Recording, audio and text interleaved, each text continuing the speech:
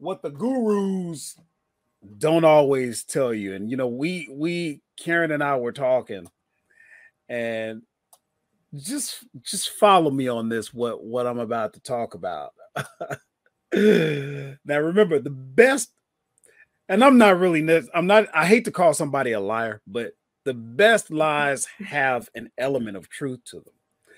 The gurus don't always tell the whole story about how long it takes to make a profit. Okay. And we're going to give an example of that.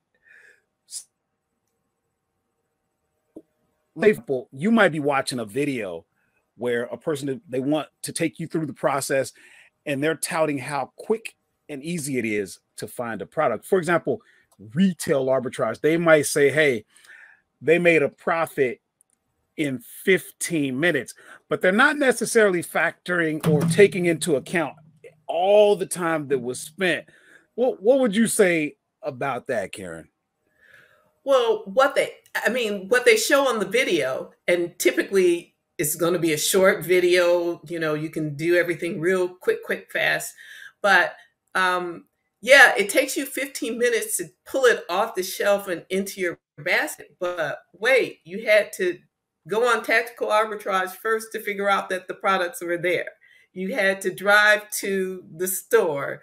There's just so many other things that are there. So yeah, they made, $500 in 15 minutes technically, but not really, because there's so much work around that they just don't mention.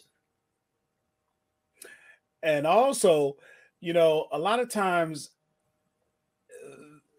they completely bypass discussing the amount of capital you need to have available when you go sourcing, right? This is very important. Having available capital is paramount. You can't make the purchases if you ain't got the money, right? You could start. One of the great things about arbitrage is that you could start with virtually any amount.